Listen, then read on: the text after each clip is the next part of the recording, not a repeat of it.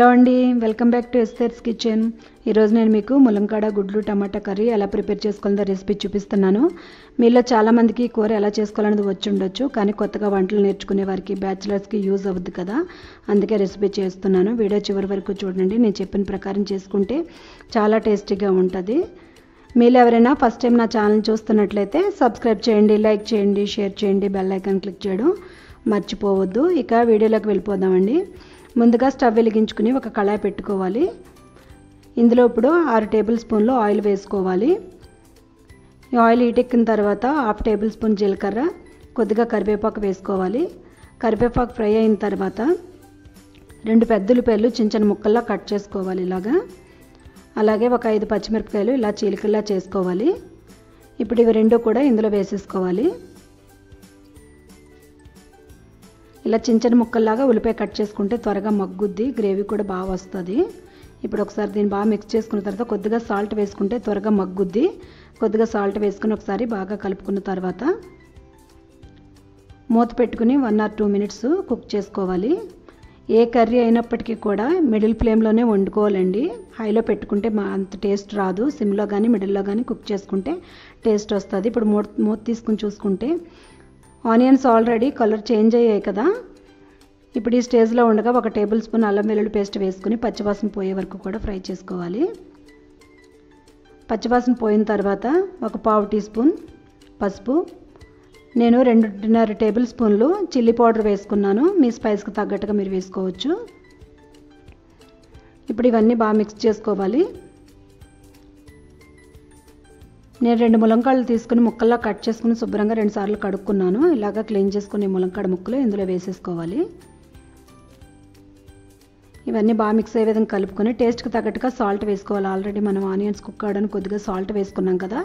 ఇప్పుడు దాన్ని బ్యాలెన్స్ చేసుకుంటూ టేస్ట్కి తగ్గట్టుగా సాల్ట్ వేసుకుని బాగా కలుపుకొని మూత పెట్టుకుని కుక్ చేసుకోవాలి.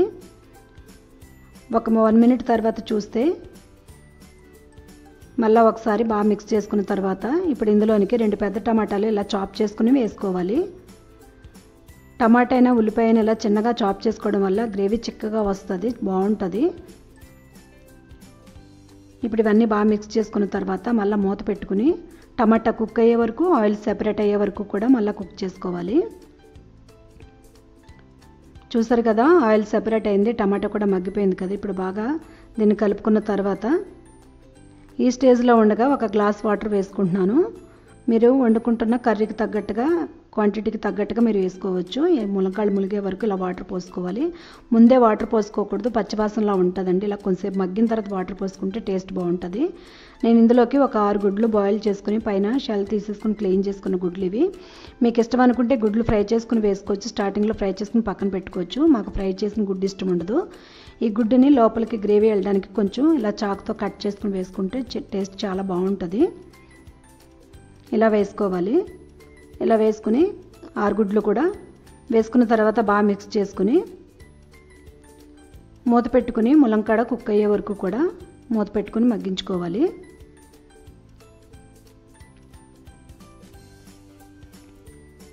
ఈ లోపల చిన్న నిమ్మకాయ సైజంతా చింతపండు అండి, చూసారు కదా ఈ సైజు, కొద్దిగా రవ్వ పులుపు అంటారు.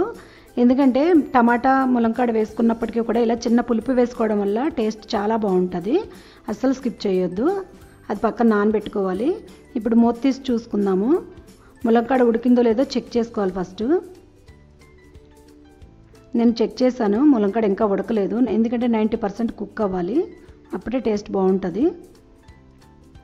మళ్ళీ 1 minute తర్వాత మళ్ళీ చెక్ చేస్తే ఇప్పుడు ములంకాడ కుక్ అయ్యింది. మనం తీసుకున్న చింతపండుని రసం తీసుకుని చిన్న టీ గ్లాస్తో వాటర్ పోసుకుని ఇలా రసం తీసుకోవాలి. చింతపండు రసాన్ని ఇందులో పోసేసుకోవాలి.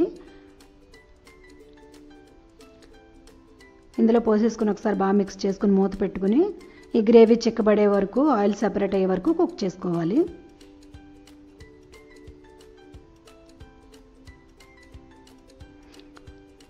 మూత తీసి చెక్ చేసుకుందామండి. చూసారు కదా, గ్రేవీ చిక్కబడింది, అలాగే ఆయిల్ కూడా సెపరేట్ అయింది. ఈ స్టేజ్లో ఉండగా ఒకసారి బాగా మిక్స్ చేసుకుని స్టవ్ ఆఫ్ చేసుకుని సర్వింగ్ బౌల్లోకి తీసేసుకోవడమే. ములంకాడ కోడిగుడ్డు టమాటా కర్రీ రెడీ అయిపోయిందండి. చాలా టేస్టీ ఉంటుంది రైస్లోకి. మీరందరూ కూడా తప్పకుండా ట్రై చేయండి, కామెంట్ చేయండి. ఈ వీడియో మీకు నచ్చినట్లయితే లైక్ చేయండి, షేర్ చేయండి. Thank you for watching. మరొక వీడియోలో కలుసుకుందాం.